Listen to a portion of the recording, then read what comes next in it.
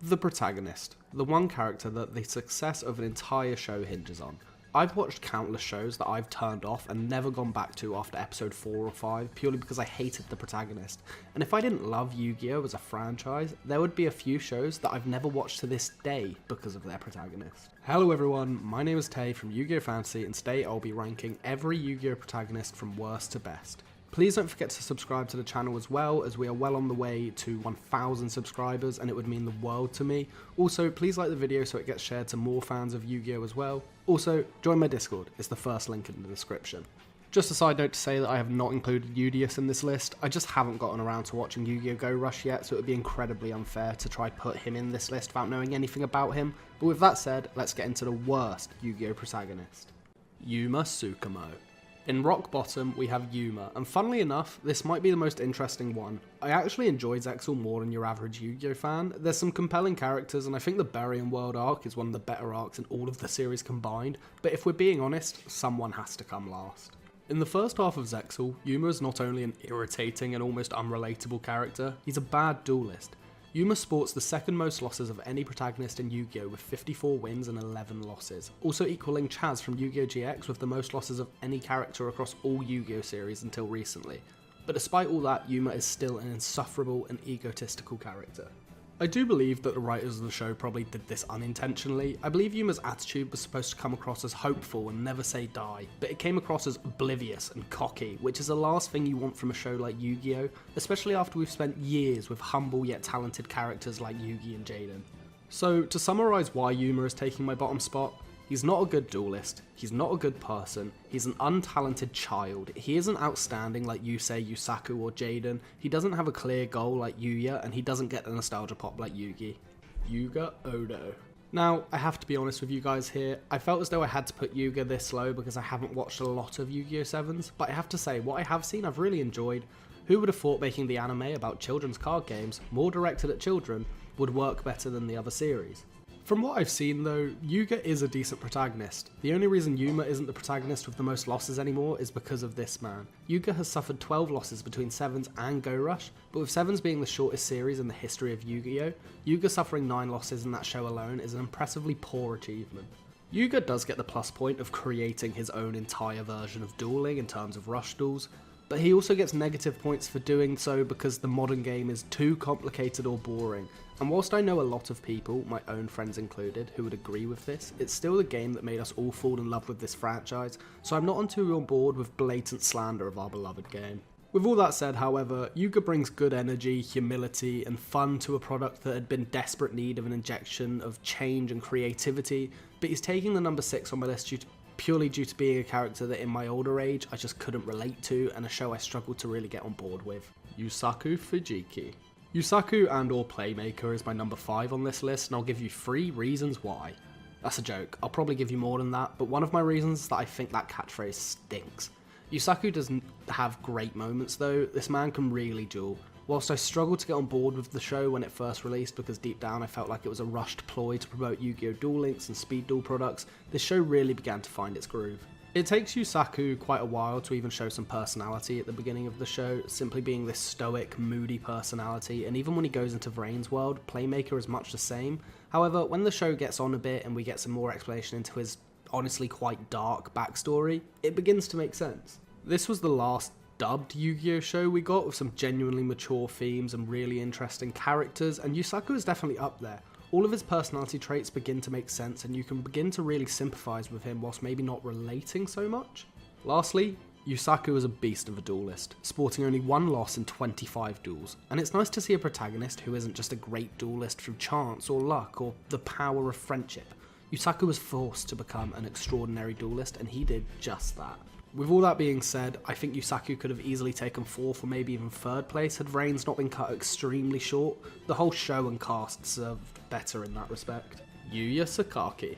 My number 4 pick will undoubtedly shock a few of you, with Yuya being this high, but I personally really enjoyed him and Arc 5 as a whole.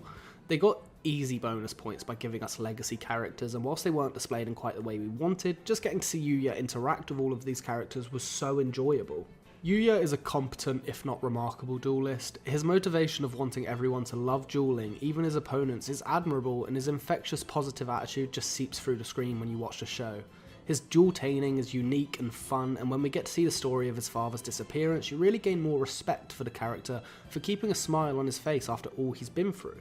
Yuya definitely doesn't get a shout of rising higher on this list though, due to the ending of the series. Whilst I think the trope of main protagonist becoming the main villain could have been such an amazing swerve and enjoyable moment, it honestly was pulled off so poorly that you just lose all enjoyment in the series you've just spent day after day watching through.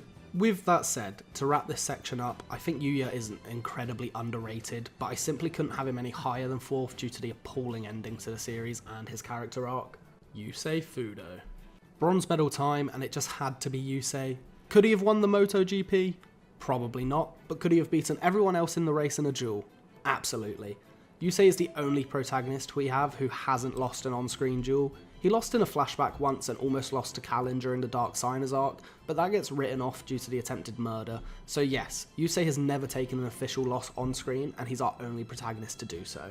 Admittedly, when the show was actually airing live and I was watching it, I didn't like this. We came to a point where if Yusei duelled, it didn't feel like there was ever any danger in him losing, which does take away from some of the intensity of a duel, but in hindsight, it's pretty awesome. Yu-Gi-Oh! 5Ds was the first of its kind. It introduced a new summoning mechanic for the first time, and Yusei had the most famous one at the time in the form of Stardust Dragon. 5Ds also touched on some really deep subjects like segregation, and Yusei was at the forefront of characters truly fighting against it. He was a quiet and serious protagonist, but he had motivations that we could all support and love. So, in short, Yusei's great. He's an incredible duelist, incredible person, and really cool. Also, he rides a motorbike while he duels, and when you're a kid, if you don't think that's badass, then there's really no pleasing you at all. Yugi Moto. Okay, wait, hear me out, please don't attack me. I love Yugi as much as all of you. Someone had to come second, and for the purpose of this video, I had to try take nostalgia out of my thinking for a minute. He's our original. He is the face of the franchise, and he's a great character. Yugi always fought for his friends, he loved the game and had no darkness inside of him. Other than Atem, but this isn't based on the manga, so I suppose Atem is a good guy as well? I have to admit though, I like a bit of edge to a character.